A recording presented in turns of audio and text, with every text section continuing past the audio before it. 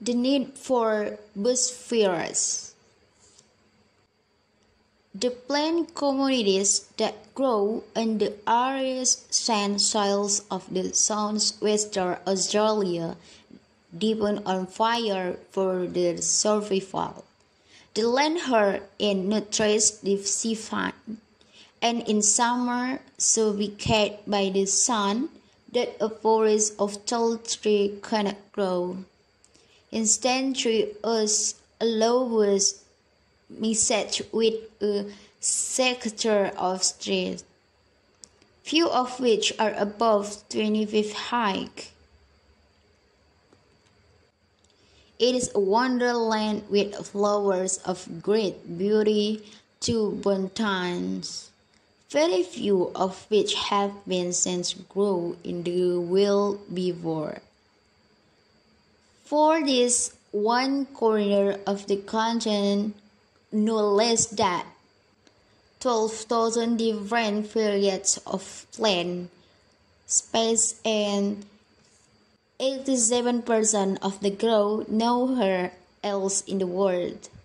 This individuality stems from the fact that 50 million years ago, Australia was partly confronted by a slow sea that separates the western continent from the rest. As Australia gradually warmer, this sea dried up, but is left behind a wet chunk of sands, so that the western corner is cut off by deserts and ancient isolation is still visible.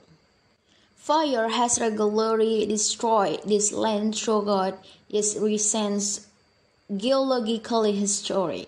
The plants have evolved with it, so now they are able to survive the destructions and use the two-tier of advance, the eucalyptus or jump tree, that grow there often take the peculiar from scale mallee.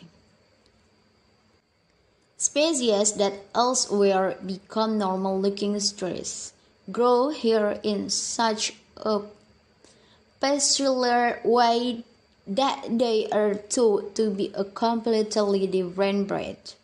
Instead of a single trunk that only has breaks, they have a massive rootstock from which rise half a dozen thin trunks of a similar height.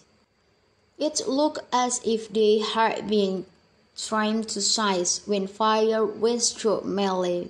The slender trunk utterly burned and destroyed, but the struggles bear a ring of strong buds from which new stems rapidly sprout. They grow more quickly than the old, partly because the ground has been fertilized by the earth of other plant recycled, and partly because there are few survivors having well-established root system competing for this nurturance. The bottle birds relate to the eucalyptus, produce exceptional clouds of bright red flower in the end of the stem, which attract indigenous birds. But it will not sense any sense unless there is a fire, so examining a blood spot can reveal how long it's been since the fire visit. You just have a count the number of clouds of sand still arcade along the branch. The Banskia, a tree from the Protea family, also relies on fire. It takes about a year for the sand to mature. Like the bloodrose, some Banskia will not sense their seed unless there is indicator of fire.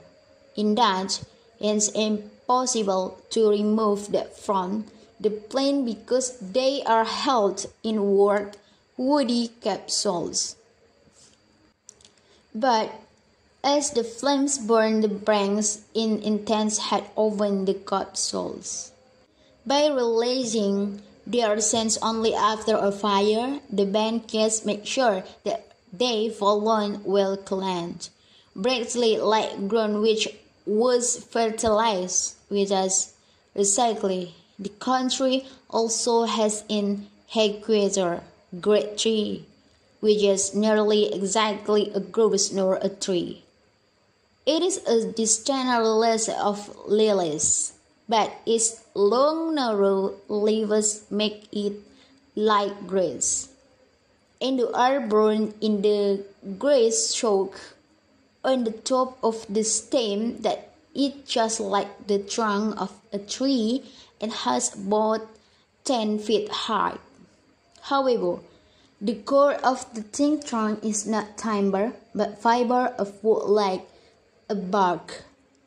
It is the complete basis of leaves, which are set annually.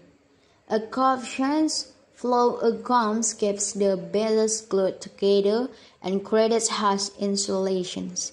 Since the plants see one ring of leaves in a year, counting the rings gives proof of visit age. Question number 1. What is important of fire to Australia? Number 2. How tall are the trees that grow in Australia? Number 3. How many types of plants are there in Australia? Number 4. How does fire affect the Bushfires tree? Number 5. How long does it take a Banskia tree set to ripen? Thank you.